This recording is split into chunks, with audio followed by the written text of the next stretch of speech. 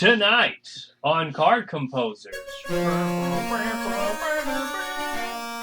tonight's episode, a man mired in controversy when he wasn't even a man. A man in the right place at the wrong time. I'm your host, Pariah. And I'm your more handsome host, Lava Axe.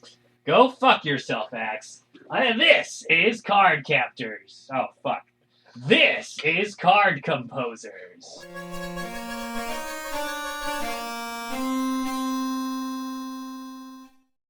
Let's go to the cards. Tell them who it is, Axe. Tonight's card is going to be Kyle Rittenhouse. What? Kyle Rittenhouse. What? No, I heard you. We'll be right back. I didn't know. I was just giving the details. I wasn't giving the name. I'm supposed to be surprised. What the fuck is this? Kyle Why? We're just doing a card on a local hero. Axe, this is not a good look for us. Why? What do you mean, why? What? We're gonna get canceled before I even start. And we're back. Reveal the first card, Axe. All right. Kyle Rittenhouse, Defender of Commerce. 1 white 4/4/1, legendary human soldier. All right, already pretty powerful. Defender, first strike. Already seems a little too powerful if you ask me. Well, it is based on Kyle Rittenhouse, and he's pretty powerful. So, he also has the ability, whenever a creature deals combat damage to you, you get the city's blessing for the rest of the game.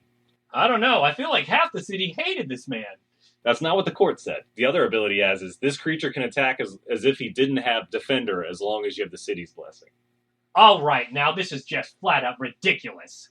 Oh, well, you think you did better. Let's hear yours. All right.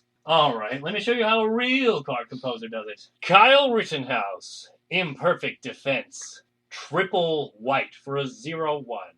That's hard to cast for a 0/1. Shut up. Legendary creature, Human Knight, with first strike and defender. So knight, like the Knights of the Templars? No, like he had a place and he needed to defend it against all comers. I see. Sorry, continue. Alrighty. When this creature enters the battlefield, you may place an equipment from outside the game onto the battlefield attached to this creature. Damn, that is outrageously powerful. He's got defender. You just look for any of the swords you want and just attach them. Well, he can't attack. He'd have to lose defender. You'd have to be running aerial assault, whatever the green card. One of the dozens of cards that make a creature lose defender. I understand. Yeah, you would have to. But like, imagine trying to run a green card when you got to cast this guy for triple. That's triple true. White. It's true. It's fair. I think it's fair. I can live with this. It's triple white. It's hard to cast, and he himself is pretty crap. So as long as you own a really strong equipment card, rifles are like the great equalizer. They are, and they were. Rifle always beats skateboard. Yep, quite. And arm. The flavor text of this card says, "He should not have been there. Neither should they." That is flavorful. I like that. Quite. All right. On to the next card. Crying Court. 1 white, 1 blue for an enchantment aura. All right. That seems pretty standard. What rarity is this? Just uncommon. So it has 2 abilities on the aura itself. First one, pay a blue, change the target of target spell or ability and opponent controls that targets a creature to enchanted creature. All right, tell me what that signifies. Well, Crying in Court, a lot of people made it seem like it was a ploy to get attention. The crocodile tears, as it were. Yes, there were some large crocodile tears. I too would fake cry if I killed 2 people, blew the arm off of another, and ended up in court for 10 weeks just for trying to defend a piece of property. So the ability, essentially, everything has to target him. All right, what's that second ability? Pay 1 white, prevent the next 1 damage that would be out to enchanted creature until end of turn. And what inspired that? He's crying for pity. You don't want to hit him maybe you don't want to punish him as hard. Maybe you don't want to discipline him or deal with him because you feel sorry for him. So you're a little light with the rod. Getting a little salty protection. Yes, it's flavorful. Let's hear your next card. All right, mine's much more simple. Legal Counsel. Also 1 white and 1 blue. Coincidence? Regular enchantment. Also an uncommon. Whenever you are attacked, draw a card. Simple, sweet, to the point. I like it. Practical. Good. It's a good good uses of. I'm surprised this doesn't exist as a card, because you get a card every turn if you're attacked. And kind of, your opponent has to decide: is dealing this damage going to be worth you getting your card? Probably not if it's not a lot of damage. I imagine in a professional setting, this card would be too busted. Probably because if you only have a few 1/1s, I'm going. Would I pay 3 life right now to draw a card? Probably. Would I pay 5 life to draw a card? Maybe. So early game on turn 2, this card's fantastic. The flavor text for this card is exonerated in the court of law, convicted in the court of public opinion. That's debatable. He was exonerated in the court of public opinion as well. Oh, well, I don't know. It depends. Depends on who you know. Depends on what side of the aisle you're on. That's true. I tend to see a lot more disparaging remarks as I am on the left side of the aisle. Alrighty, on to the next one. All right, my last card. Jesus Christ, that is a paragraph. Sorry, my cards aren't as simple as yours. I'm sorry I put more effort than 10 minutes into making each one of my cards. I didn't put 10 minutes, I put 2. I bet that's the same thing you tell the ladies. Absolutely not. I don't talk to women. So, Vigilante or Villain. 2 and a white, sorcery, uncommon. All right, pretty standard. Well, we all know in Magic the Gathering, uncommon is the strongest rarity. Absolutely. Card has Will of the Council. We're bringing it back. Starting with you, each player votes for Vigilante or Villain. If Vigilante gets more votes, target creature gets +0/+3 and gains indestructible until end of turn. I see this reflects how he's defending himself rather than going on the attack. Correct, which is also how the court saw it. But the other half of the ability, if Villain gets more votes or the vote is tied, target creature gains +3/+0 and gains double strike. I think this should have been a black-white card, because in one hand, he's a hero. On the other hand, he is a villain with devious intentions. It could be, but... Or at least 2 in a hybrid white-black. I could see, and then the problem with that would be indestructible and double strike are not black flavor. That's true. So maybe instead the name could be changed.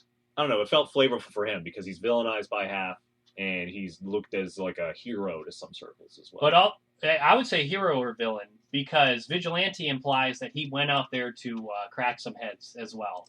That's true. That's true. That's very true. And as we all know, he didn't go out there for that. He just went out there to defend businesses. Right you are, Axe. Right you are. All right, Pariah, let's hear your last card. Alrighty, my last card is Unsavory Allies. Unsavory Allies? What makes them so unsavory? So you know how a lot of the arguments that he was there to cause trouble, some of them include that, he's hanging out with the Proud Boys. I'm not a fan of the Proud Boys either. But when a bunch of regular people start crucifying me on a daily basis, the news networks, all of it happening, and some guy comes up to me and he's like, hey man, I think you're pretty cool. Let's go get some beers with the guys. You could throw the worst person in the world in front of me and I'd probably say yes. Oh, hell yeah. I'd be like, friends, I don't have any of those anymore. This is great. Just so you know, ladies and gentlemen, this is Pariah confirming that he would get a beer with Hitler if he was his only friend. The flavor text for this card is, many shunned by good are forced into the arms of evil. A colorless, a hybrid Boros, and a black. It is a common sorcery. Create 3 1/1 red and white human soldier creature tokens. Oh, I'm sorry. I thought there was more because this card is shit. I thought maybe it did something else for 3 complicated mana instead of just being What do you mean? Slightly... It's got a hybrid in it. It's easier to cast.